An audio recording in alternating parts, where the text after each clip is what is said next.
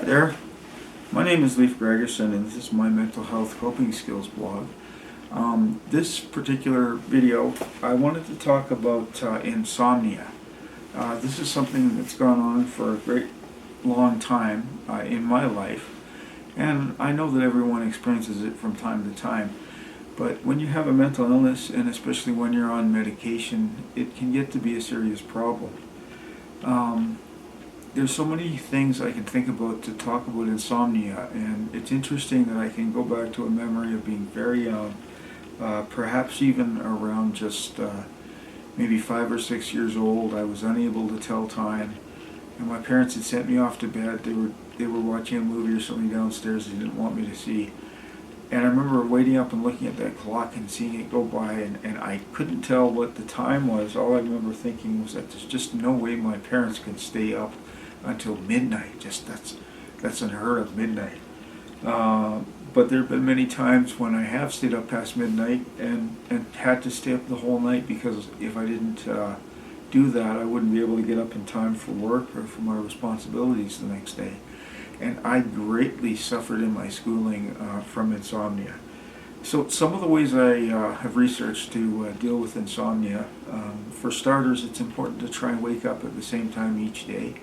A lot of days I'm able to do this, but because one of the things is, I don't know if it's my medications or just the way I am as I get older, I only sleep a few hours at a time, and so I wake up and I take my medications at 5 or 6 a.m. depending when I wake up, and basically that's where my day starts. Now the trouble comes with getting to bed at the same time each day with this particular method of just waking up. The trouble comes because if I don't have something to do that day, I'll just go right back to bed. And it'll be an enjoyable rest too, because the Prozac just gives me sweet dreams for some reason.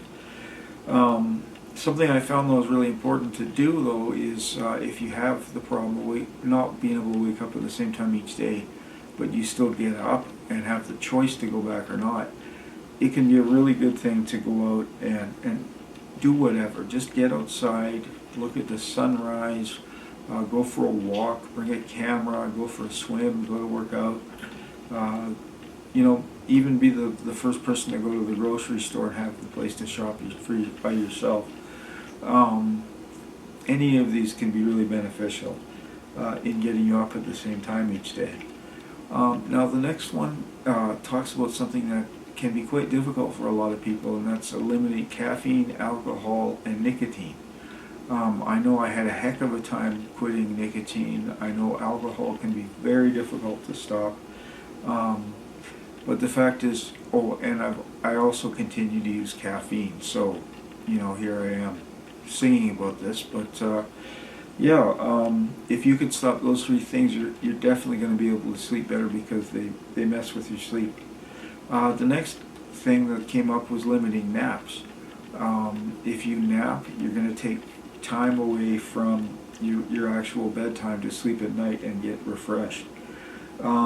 Now some people wake up because of nightmares, and this is something sort of from my own experiences. I know if I wake up from a nightmare, I can take a multivitamin and go back to bed, and then I will almost never have nightmares again after taking the multivitamin that night. And then another thing is some people have nightmares. I know my mom had this situation, and she took an antihistamine, like NyQuil or something like that, before going to bed, and it would quell the nightmares just really well.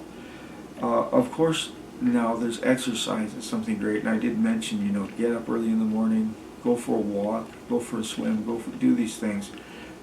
They're just going to benefit you all the way around. So if you can, try to work out. Do a little cardio. Paddle around the pool, go for a brisk walk 4 times a day. Try to do something with your muscles 3 times a day. Now the next thing to do is to limit activities in bed other than intimacy and sleep. And this sort of keeps the bed as sort of a sacred place for you. And your body knows when you go places. Your body has a mind of its own, if it's not your subconscious mind. of course, but your body has a mind of its own, and when it gets to bed, if it knows it's going to be just sleeping, then you're going to sleep a lot better. And if you make your bedroom good for temperature, lighting, and noise, it's also going to give your body that signal that you can sleep. It's really important not to eat or drink before bed, just for even simply so you don't have to get up and use the bathroom and stuff like that. Basically, if you eat something, as I used to do quite often, you'll be sort of working at all this food while you're trying to rest, and it just makes it more difficult. Another thing they suggest is don't worry in bed. A lot of people will take their daily problems to bed. It'll be the first time that night they'll turn off the TV, and so when they're laying in bed, that's their time to think about their work quota or their boss, or my daughter overseas, is she okay, or just any list of things. And really what you should do, if that's happening, is to get up and to do what you can to solve these problems right there and then. You can take out a notebook, you can take out a pen, and you can start writing down, my daughter overseas. Well, I can call her tomorrow, but I can't call her right now. My boss, well, all I can do is be the best employee I can, and if I don't make any mistakes, he can't even legally fire me. So you write down your problems and your solutions, and once you got them done, file that away, keep the binder in a safe space, and go to bed and know that you could rest and wake up being able to deal with those things much better. Now, another thing that I found really interesting about insomnia is that cognitive therapy, or CT, which is a hands-on practical approach to problem solving that uses a lot of different functions, a lot of different methods from other therapies that have proven extremely useful for people with mental illnesses. It is actually recommended for people with insomnia, just cognitive therapy, and I think it's pretty interesting, just the power of this therapy. I really do recommend that if a person feels they're a bit stuck, feels they're not progressing, you're taking your medication, and yet life doesn't seem to be getting that much better, really look into cognitive therapy.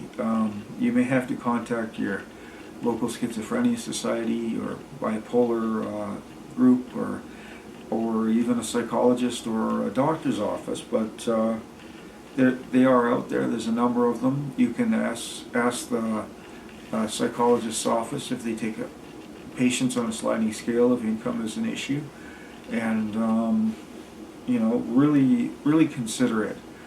I've read where when a person has a diagnosis of a mental illness, they often compare therapy alone to medication alone, and the approach. And actually, therapy alone, as I've said before, has proven to work better than medication alone. Now, of course, this does not mean you should stop taking your medication, but it means you can look into doing both, and both of them together are very powerful in making a good recovery for you. Now, the last thing I wanted to discuss in this video is just medications. I don't take an actual sleeping medications. I take something that's sort of a tranquilizer. It's called Rivotril, and I'm given a couple of them a week, and I take it every few days. Basically, it calms me down, it makes me more relaxed, and it lasts for a while. Like it'll last into the next night, and it'll help me sleep even the night after I take it. And I'll just generally feel more okay with myself after taking it the next day. But I don't recommend that a person relies too much on sleep aids, because you get used to them, you have to end up taking more of them, it becomes an addiction, and really any addiction is going to give you problems, and eventually it's not going to help as much. So I sort of recommend what I do is to take it at the most every second day, or even a little less, and just to try to be careful with it. And this is something that you can discuss directly with your doctor. Well, that's about it for today. I try to keep these to about 10 minutes, so I appreciate you watching, and I hope everyone has a wonderful new year. Thanks.